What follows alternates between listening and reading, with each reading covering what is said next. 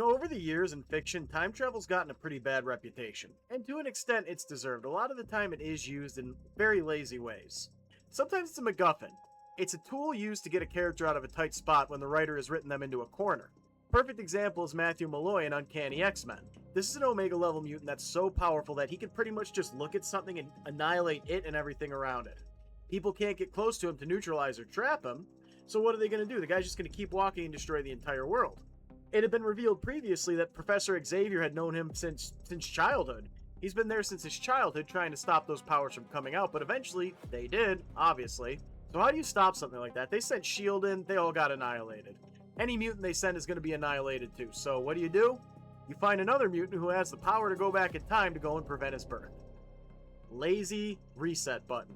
And we don't even get to see any examples of the fallout from that. We don't see any ways in which the universe has changed outside of Matthew Malloy not being there. There's a lot they could have worked with there. What if Xavier, having never worked with him to try and keep his powers at bay, never started the X-Men Academy? There's so much they could have done. But no, we painted ourselves into a corner and we just want out.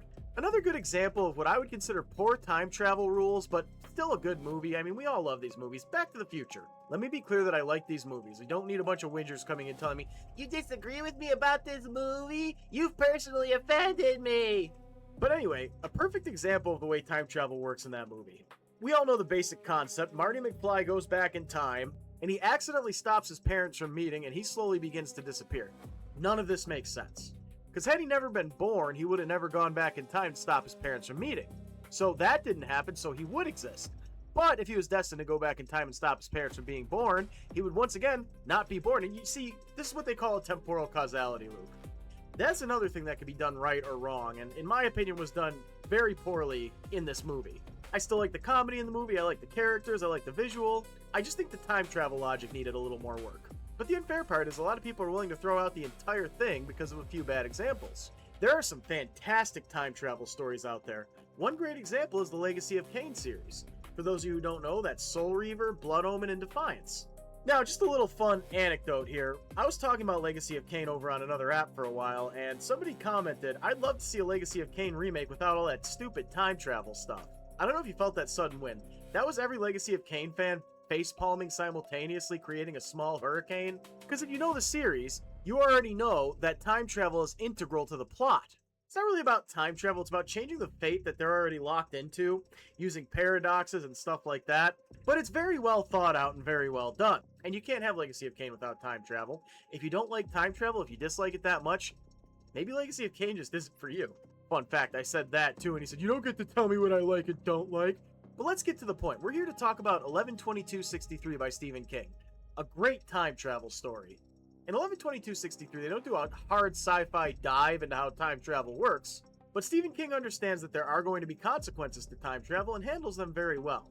And I found interesting that there was a kind of parallel between Legacy of Kain and 11/22/63. The major parallel is that the past is obdurate.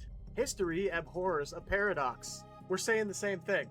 What does that mean? That means that the past will fight being changed. We see that a lot in Legacy of Kain. First of all, Raziel is the only one who has true free will, and he just barely does. Like, he has to fight hard to stop himself from taking down Kain when Kain was supposed to be taken down. And we see similar situations in 11/22/63. We see the past fighting Jake, our main character, as he tries to make changes, throwing every kind of misfortune his way, just trying to say, "Hey, cut it out." Which he doesn't, but it all ends up working out in the end. Kinda, sort of. Not really.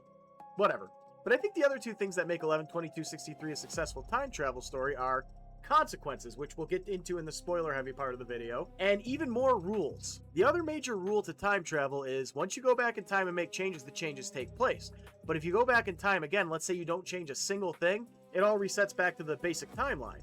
So there is a canon order of events that history is trying to keep in place. Now, to give you the basic synopsis, if this book sounds interesting and you haven't read it, I recommend it. It's a solid book. Way better than I expected, because when I first heard of it, I had zero interest in it, but I randomly decided to pick it up this weekend. Shout out to the person who commissioned this video, AW. I just want to give initials for anonymity. Somehow they knew that I was reading the book and knew this would be a good time to commission a video on it.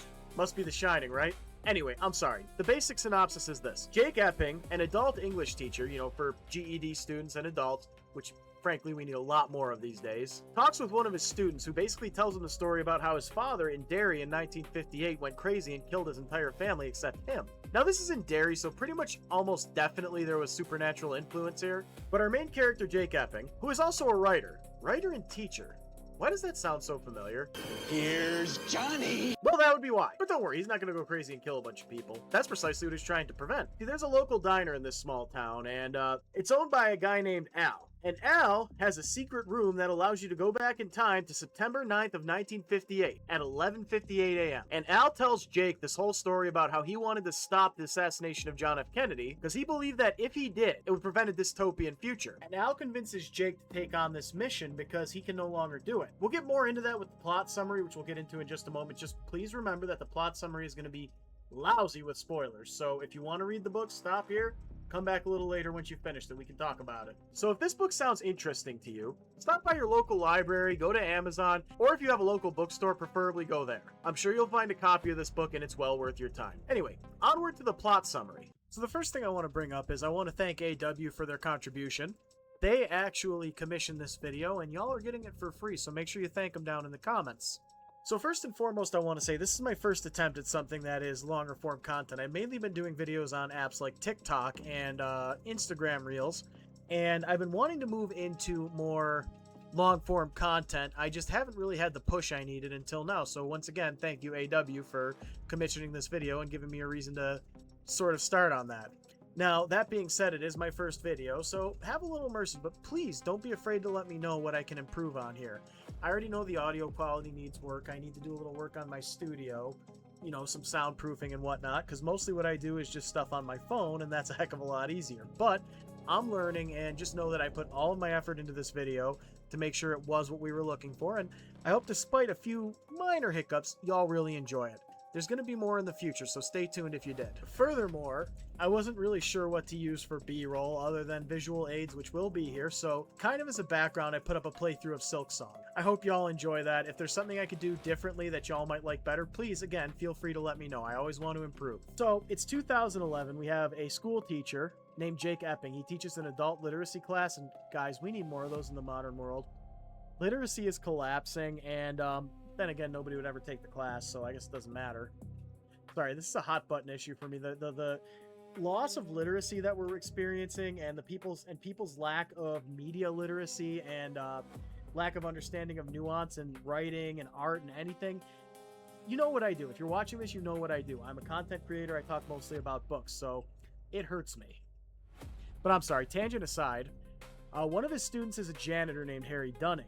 One of his assignments was an essay, and the essay he writes is actually very upsetting. It tells Jake the story about how his father murdered his entire family with a sledgehammer in 1958 in Derry. Yeah, Derry, Maine, the same one. What, did you think good things ever happened in Derry? Of course not. Harry manages to get away with just brain damage. He's alive. Obviously, because he wrote the essay. So, shortly after, he gets a call from his friend Al Templeton. I don't know why I keep saying Templeman. Like, I've recorded this a few times now, and I keep saying Templeman. Anyway, he calls him and says, you know, we have to discuss something. It's urgent. Get over here. And he does just that, and Al reveals a secret. He has a pantry that allows him to travel through time.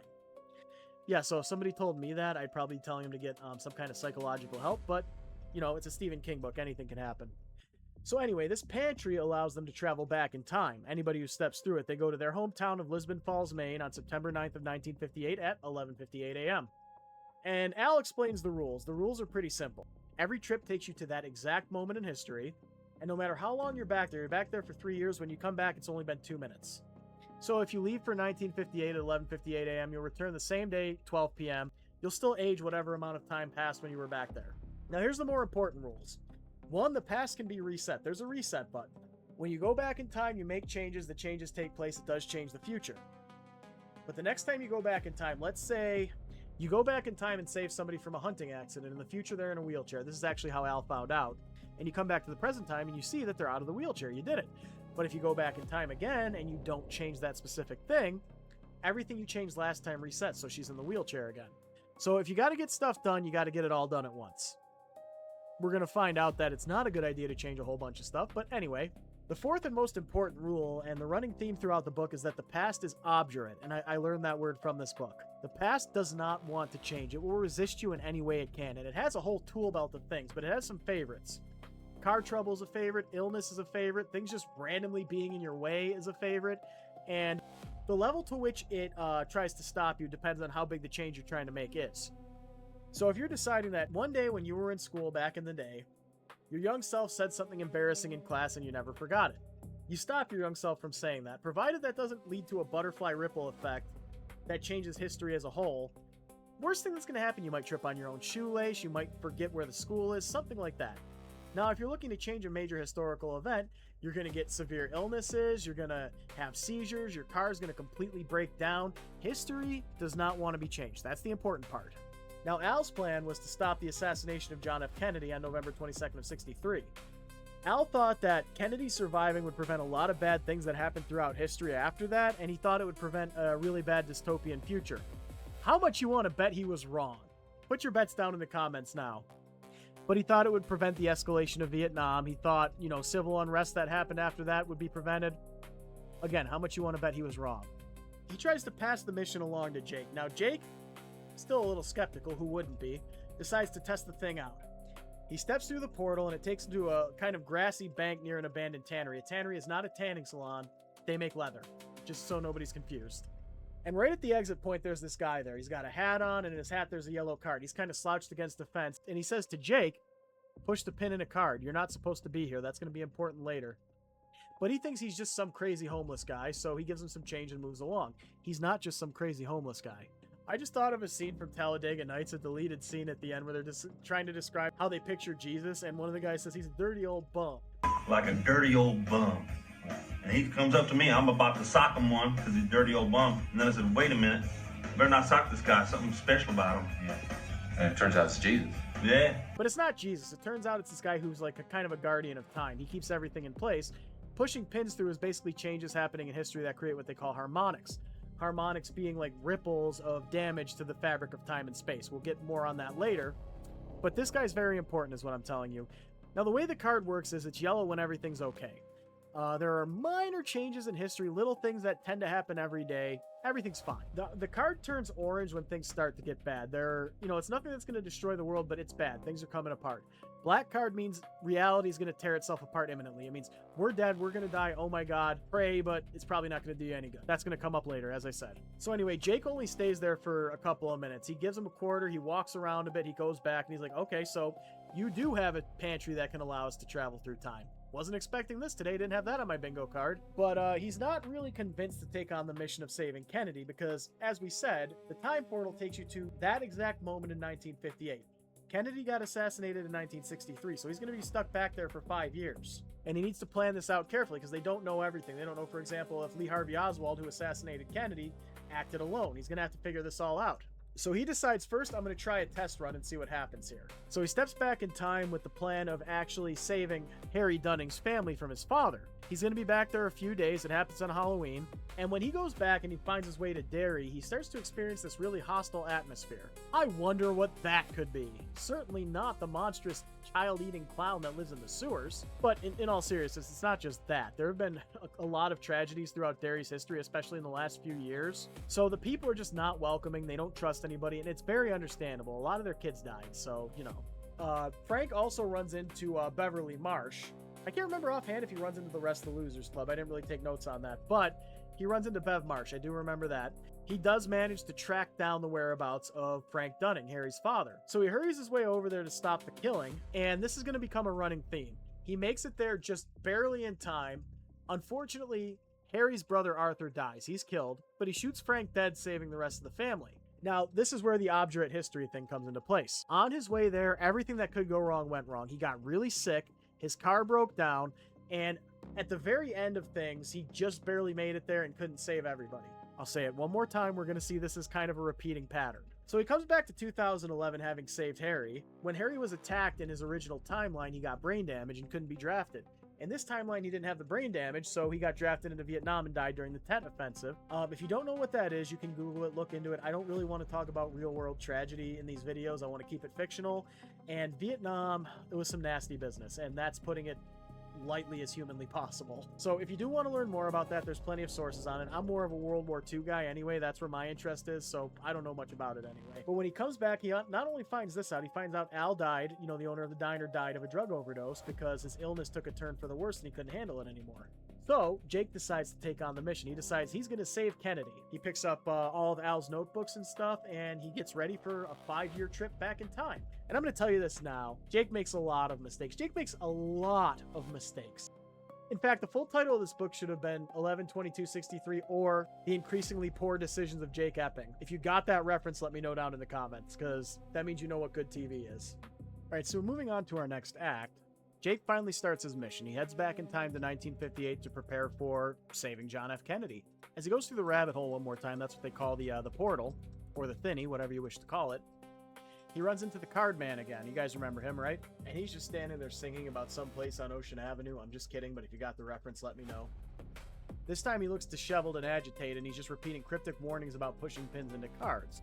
Essentially, the card represents the universe. The more holes it has, the more damaged it is, and the card man is directly connected with the universe, if you haven't figured that out yet. The more damage the universe has, the worse his mental health gets. He starts to go crazy, he starts to get headaches, he feels sick. He is basically a guardian of time, in a way. But we'll talk more about him a little later. So Jake has to pass 5 years, because as we've already determined, he can only go back to that one moment in 1958. So he heads down to Texas and he has to pass the time. So he gets a teaching job, right? But he decides that's not enough money. And he gets really into gambling. He starts talking with bookies and stuff and making these crazy bets that, of course, the bookies are going to take because there's no way it's going to happen. But we already know Jake is from the future. He knows what's going to happen. So he's making lots and lots and lots of money. And we all know how gambling goes. When you're on a roll, you don't stop, right? And that's pretty much what he does. And we'll get to the outcome of that later on. But let's just say he starts off making little bits of money here and there and spreading it around, and he gets carried away. And as you can imagine, people think he's cheating, and again, not going to work out well for him, but that's a while down the line. While he's living in Texas, he becomes a pretty respected member of the community. These are 2 mistakes he's already making. First of all, making his name known is a big problem. The guy is supposed to be subtle. He's not supposed to change history other than what he's supposed to change. That's how time travel works. This guy has his head up in the clouds, and he's basically advertising to everybody, look at me, I'm this guy, look at me. But he meets one Sadie Dunhill in this town, who he gets a thing for. She's the librarian at the school he's working at, and she's fleeing from her psycho religious nut ex-husband, Johnny Clayton. I wonder if that comes back.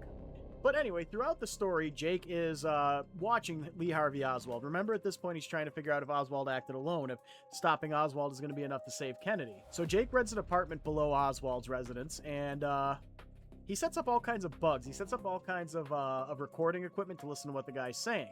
And all he really picks up is the guy having long, crazy political rants, which, you know, what do you think?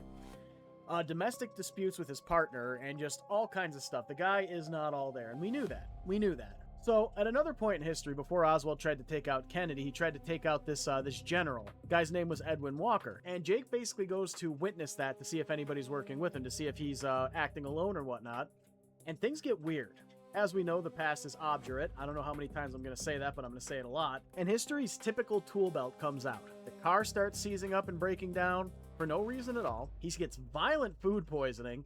And as he's going there, there's all kinds of things getting in his way. It's like trees and objects just blocking his line of sight so he can't see what's happening. So once again, Jake gets there, kind of almost on time, but not quite. He hears the gunshots, but he sees Oswald fleeing, and he's confirmed, or so he thinks, that Oswald is acting alone. I don't know why I said so he thinks. It is confirmed. But yes, he confirms that Oswald's acting alone, and then he has the information he needs. So, as we know, history is a sore loser. Jake's winning, and history's going to stop it. So remember I mentioned Sadie Dunhill's crazy ex-husband? He makes another appearance, which, are we at all surprised? That's how stalkers work. And he holds her hostage in her home. And he's using a razor blade. And he slashes her face. From her earlobe across her cheek, it leaves a pretty jagged scar. But Jake manages to get there, again, barely on time. This seems to be a pattern for him. And he gets the guy off of Sadie, but realizing that he's either going to be arrested or killed by Jake, Johnny decides to, give himself a smiley face on his neck with the razor blade. Now, in the show, this happens a bit differently. In the show, I believe Jake beats him to death with a fire poker. I don't really remember, but Jake gets his revenge a little more clearly. But yeah, Johnny Clayton dies, Sadie's injured, and Jake actually stays with her through all the plastic surgeries and stuff and tells her, I'm a time traveler and I'm here to save John F. Kennedy from being assassinated in 1963. So you'd think she would just say, you're completely insane, stay the heck away from me, but she believes him and insists on helping him complete the mission. Another one of Jake's poor decisions. You'll find out why soon. So they're still planning things out, but remember I mentioned Jake was a gambler and he made a lot of money off these bookies? One of the bookies he's speaking to has connections to the mob, and he's suspicious that Jake's cheating somehow. So, time passes, they do their thing, and shortly before November of 1963, a bunch of hitmen ambush Jake and beat the crap out of him. They beat him bad, and they go into a good amount of detail, too, as is the case with most of this book. But at the end of the day, the guy's got severe brain trauma, he can't walk right, he lost months of memory, he doesn't even remember Lee Harvey Oswald's name, or how he's planning on killing Kennedy, so that's a huge issue. Again, remember what I said, the past is obdurate? We've said that about 40 times now, and you're starting to see it. It's going to throw in your way whatever it can to stop history from being changed. And specifically, it's trying to keep him from being there to find out if Oswald acted alone. It's trying to erase his memory by having him beaten by bookies. It's giving him every warning he needs that he shouldn't be doing this, and he's still going with it. At a certain point, you got to start to think it's kind of foolish for me to be trying to change history when history clearly does not want to change and can have me killed.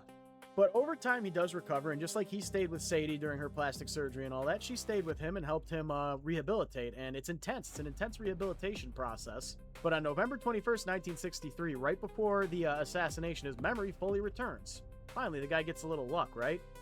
Kennedy's going to be shot tomorrow from the school book depository in Texas. If you think maybe history's given up and given him some luck, you would be wrong. On the morning of November 22nd, when they're on their way to Dealey Plaza, it throws the whole tool belt at the guy. The car engine seizes up completely, the steering mechanism snap. Jake starts getting spasms and disorientation like he's having a stroke or some kind of, body issues. And the traffic is just a deadlock, it's gridlocked. But they get out of the car and just run, they book it. And they get to the depository building just minutes before Kennedy's about to arrive in his motorcade. So Jake and Sadie make their way into the book depository and up the stairs to the 6th floor. And Time, of course, has one more thing to say. How are you going to get up there without stairs, huh? The stairs collapse is what I'm telling you, but they find their way up anyway. So Jake bursts in, he's got his gun ready, and Oswald turns and fires at him. Sadie jumps in front of the bullet. Of course she does. Why wouldn't she do that? That's a sensible thing to do. But Jake gets his second chance, and he takes out Oswald. JFK makes it out of Dealey Plaza alive, but Sadie dies. Sadie dies there. Yeah. Great job pulling her into your time travel thing, Jake. You see what you did, buddy? That's why you keep your head down. Now, you think when somebody upstairs is firing a gun, you're going to have some issues. The FBI and the police show up, and they suspect him of being part of Oswald's conspiracy to kill Kennedy. However, Kennedy realizes, this guy just saved my life. I should help him out of this tight spot. I did my best, all right? So JFK decides we got to keep this under wraps. Says, yeah, we got to keep this to ourselves. You ain't going to take any credit for this, but you get to walk. Just disappear. I'm not going to do the Kennedy impression anymore. And just that, and he's dealing with everything that just happened. He got Sadie killed, but his mission was successful. And it doesn't really matter that he can't be seen because he's about to return to the future. And furthermore, Sadie's death was probably inevitable because Jake returns to the future and things are a heck of a lot worse than if he had failed at his mission or kept Sadie alive. Moving on to the final act. So Jake returns to the future and he runs into the card man again. You know, the yellow card man, only now his card is black and the guy is a mess. His ears are bleeding, he's crying, he's shaking. And as it turns out, the guy, as we've already mentioned, you guys already know, this is kind of when it's revealed in the book fully, is a guardian of time. Every time things go wrong, he physically feels it, and the guy is a mess because Jake changed so much. He prevented JFK from getting killed. He saved the Dunning family. He prevented JFK's death. The guy's been making changes like crazy. And the card man is kind of getting this like overlap of memories. He can hear a whole bunch of different timelines kind of colliding, which is another thing we've seen in the Dark Tower. We've seen Roland deal with this and Jake deal with this because, as we know, Roland lets Jake die in the first book, which is still shocking to me. But he manages to bring him back with some time travel shenanigans, and they can both see two different timelines in their head, and it's slowly driving them insane. For Jake, it gets cured when he finds his world's representation of the Dark Tower, which is a rose, and kind of the same thing. They gotta work on curing it. But this guy, I'm not sure what he is, this card man. Is he a gunslinger of some kind? I know he's a guardian of time, but I don't know. Anyway, we'll speculate on that later.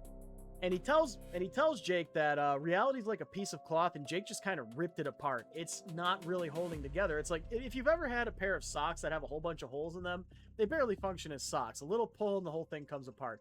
I don't like throwing things out. Just, leave me alone about that. But yeah, Jake's basically destroyed the fabric of the universe. So basically the Black Card Man, they're calling him now, tells him that the world's going to tear itself apart if he doesn't go back and reset everything because it's bad. Let's talk about what's going on. Lisbon Falls, their hometown, is crumbling. It's irradiated, it's a big slum, and there's constant unexplained earthquakes all over the world. And Jake meets up with Harry Dunning. You remember him? He was the janitor whose family he saved and then, got him killed. He meets up with him in this timeline, and he explains the timeline. He basically explains this catastrophe, the series of catastrophes that happened. Kennedy served 2 terms, but all the stuff he did for civil rights just fell apart. It didn't go through. And that led to riots and violence, and understandably so. His successor, a guy named George Wallace, exacerbated a lot of bad things that were going on in the world, like, foreign policy and, dealing with things that were going on between different countries. As a result, there were a lot of nuclear launches. Like, there was nuclear launches left and right, including a war between India and Pakistan, which seemed like kind of the biggest one, and nuclear reactor meltdowns everywhere. And they said it fractured the tectonic integrity of the Earth. That it does not work that way, guys. It doesn't work that way. But, that's what they believe is happening. What's really happening, as we know, is the fabric of the universe is coming apart. But there's superstorms, like unexplained earthquakes, and just in general, matter is coming apart. Matter is decaying and ripping itself apart from the inside. Like, we're talking about a universe just crumbling. A world unmade, if you prefer. The world has its plans, and I have another. Sorry, I really like AFI. Jake realizes what he has to do, and it's kind of obvious because literally nothing good came out of this. I mean, it sucks that Kennedy had to die for all of this, but in the process, so does Sadie, so do a whole bunch of people in the apocalyptic future. The universe is tearing itself apart. The poor card man is bleeding from the ears. Yeah, we can't really argue that there's any reason to save Kennedy at this point. So Jake goes through the portal again and comes back, which resets everything. As we know, it's one of the rules. So here's how things went now. This is basically the real life version. Lee Harvey Oswald killed Kennedy in '63. That's what actually happened. Frank Dunning will unfortunately murder Harry Dunning's family. Harry will still survive. And Sadie Dunhill lives because he never interfered. He never ruined her life. He never pulled her into all of his crap. And she gets to live a long, good life. When he goes back to 1958 with the intention of just resetting everything, the card man's fine. He's got a yellow card once again. As we know, that means everything's okay. Actually, I don't know if I mentioned that. A yellow card means everything's okay. There might be some minor ripples in time. Orange card means things are bad, but not, apocalyptic. Black card means we're screwed. Oh my God, we're all going to die. But he's calm, he's sane, he's at peace. All he does is go back and he waits a few minutes without changing anything. Steps back through to 2011 and the apocalypse is gone. Everything's back to normal. The timeline is where Jake left it. So basically what we've learned here is don't screw around with time if you don't know what you're doing. And Jake really doesn't know what he's doing. But we have a little epilogue to talk about before we end our plot summary here. So Jake does go to see Sadie, knowing that she survived, and she's being elected Citizen of the Year, whatever the heck that means. I don't know. Johnny Clayton ended up in an asylum, and yeah, Sadie lived a long life. She was a teacher, and she did okay, and that was all because Jake stayed out of her way. So Jake goes to Texas to meet up with her, and asks her to dance at her celebration of being elected Citizen of the Year, again, whatever the heck that means. And I'm not sure I love this epilogue, because, they have that really kind of cliched moment where she doesn't remember who he is, but she's like, I feel like I know you. Why would she? From her perspective, she's never met the guy. And even if there is some magic in time that she has some kind of weird lingering memory of him, I think it would have been a better ending, because this is a pretty dismal story. I think the ending would have fit better if she just said, get the heck away from me, you're crazy, or something like that. I don't know. I tend to like endings like that. Maybe a lot of people don't, but let me know what you guys thought of the plot summary there, and we're going to talk about a few things that I took from this book that I personally liked, didn't like, and what I think the main lessons are. So now for closing thoughts. This is going to be the final chapter of our video here. I want to talk first about how I felt about this book. In other words, did I enjoy it? And I did. Would I put it in my top 5? Probably not. Would I put it in the upper half of his books? Maybe. To be clear, I really am a huge Stephen King fan. You already know that if you're watching this video. So even the books at the bottom of the Stephen King list for me are books I really like. So to say that it's in or near the top half of my favorites is pretty good. To give it a score, I don't really do a out of 10 score, because I think those are stupid. I'll be totally transparent about that. Because 9 out of 10 times, people just throw out an arbitrary number, and if it's really, really good, they'll say it's a 9 out of 10, or if it's really, really bad, they'll say a 1. They don't really do much to calculate. So I've got an out of 4 system. 1, hated it, regret reading it in the first place, didn't even finish it. 2, finished it, didn't enjoy it, probably won't ever think about it again, but I don't regret reading it. 3, really liked it, glad I read it, no regrets, might not read it again, who knows. 4, it's going to become part of my regular rotation. It's going to be involved in my videos a lot. It's a book that I really, really, really enjoyed and is just darn near perfect. For 11/22/63, I'm going to put it somewhere around a 3, maybe a little bit higher. I think I'm leaning more towards I might read it again at some point, but I don't think it's a 4. I didn't really have any issues with the way it was written or the story itself. It's just the overall concept, despite the fact that it kept me more interested than I ever would have expected it to, still wasn't really my thing. Again, for a concept that's not really my thing to pull me in this much, it's an impressive book. And I would recommend that people read it. It's, go to your local bookstore if you have one. Go to Amazon if you don't. Pick up an audiobook. Do whatever you want. It's worth reading. There's also a Hulu series, which I actually watched after reading the book and while making this video. I was very careful, but if I did mix anything up between the book and the show, I apologize. I fixed a few errors after recording during the editing process, but I think I got them all. So, what are the most interesting things about this book? First of all, let's talk about the connections to the Stephen King universe at large. First of all, we know the portal is a thinny. A thinny, as we mentioned before, is a weak spot in time and space. We see them in the Dark Tower mostly, but they appear throughout. And one thing I want to point out, a lot of things in the Stephen King universe that show up throughout his work, it's not explicitly said that it is that. For example, the kids in It Shining. And I just want to bring this up because I get this comment a lot when I make videos. Well, they never say that in the book. Yeah, because you're supposed to figure it out for yourself. And yes, this concept was established after It, I believe. And the idea of the connected universe, well, that's been around for a while. But the thing is, when it comes to reading or even really any kind of fiction, you're supposed to put things together yourself. You're supposed to have your own interpretation. So, is it canon? Is it not canon? I think it's canon that the kids from It shine, and I think it's canon that what we're looking at is a thinning. I also believe that when he goes through and they describe it being very dark, that's Todash space, or Todash, or however you say it. And there are some differences here. Like when Roland enters Todash space, they describe the sound of chimes, and he doesn't hear that, at least not that I remember. I might have missed it. I'm not perfect. But typically when you travel between worlds, the space between is Todash space, or I think in It they refer to it as the macroverse. So that's represented here. He does run into some characters from It. I specifically remember him running into Bev Marsh. And of course, Pennywise is heavily alluded to. Like the hostile atmosphere in that town, all the things happening, what happened with Frank Dunning and Harry Dunning, Harry's family, was probably influenced by It. It was in that time, and it has influenced people to do bad things. It's kind of part of its shtick. So we do have a connection to It, which surprised me, because when I read the concept of the book, I didn't expect as many connections as I found. Another major concept is clashing timelines. Like, mainly we see it in the Card Man. He, when history starts changing and shuffling, his ears are bleeding and he's freaking out and he's barely alive. It's because he's sensitive to the movements of time. Now, if we look at the Dark Tower, Roland, uses time travel shenanigans, as I mentioned earlier, to save Jake because he had let him die in a previous book. And both of them were experiencing time shuffling in their heads and, the clashing of two different timelines.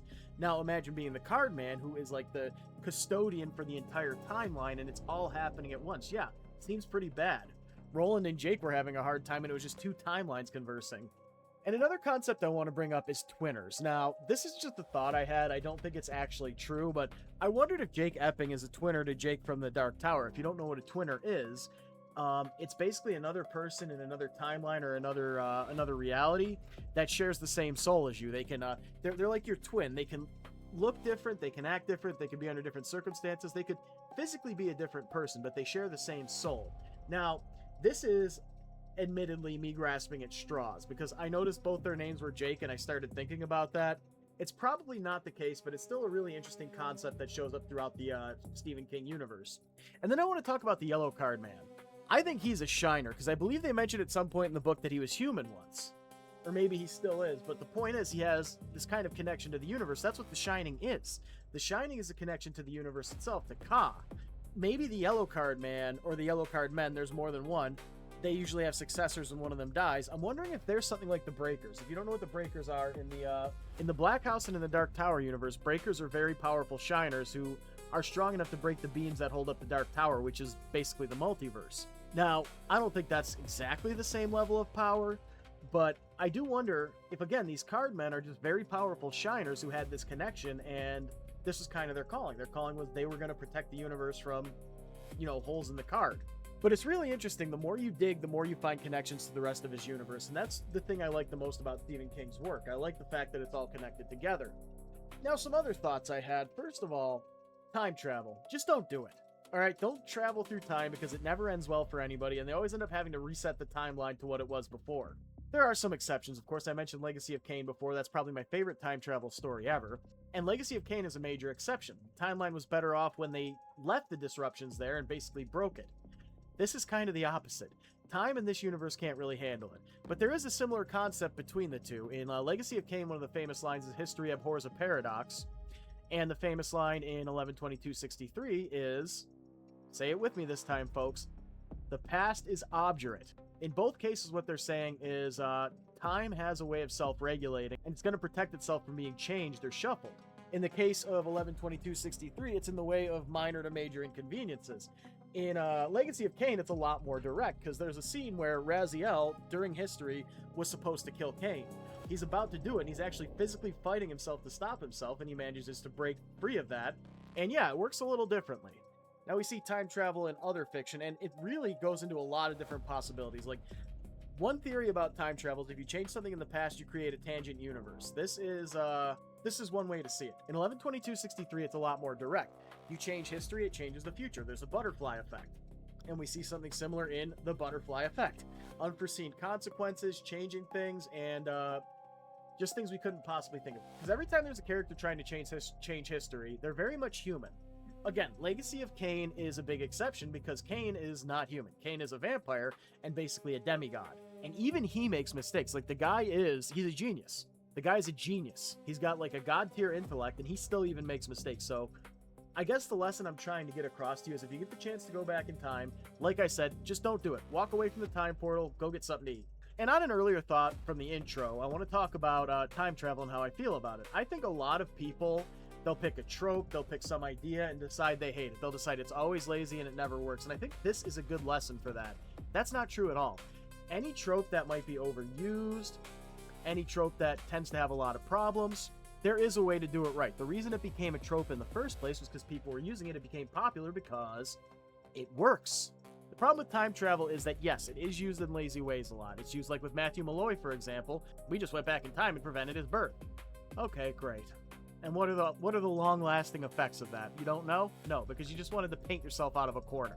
And I would say, again, that Legacy of Kain is my favorite time travel story because it's so complicated, as it should be. It's very well thought out. And I would say 112263, it's in the same tier. It's very well thought out. There are times when Stephen King uses the less is more approach, or the, keep it simple, stupid approach, where he doesn't go too far into it. And that's okay too, because if you go too far into it, you're more likely to make a mistake. And Stephen King kept a lot of this stuff simple, and that's okay too. But the biggest problem with time travel, as I said, is when it's used as a MacGuffin. And that's not really the case here. Now, I always do tend to really like books and stories that use real-life history and talk about what would be different if we changed this real-life event. As I said earlier, Stephen King kept it simple. Doesn't really do that. Like, we talk about it a bit. It's there. It gives us the basic rundown of it. But the bigger enemy is, in fact, time being ripped apart. It's the universe being ripped apart by Jake's actions. Now, yes, we did get the nuclear apocalyptic future.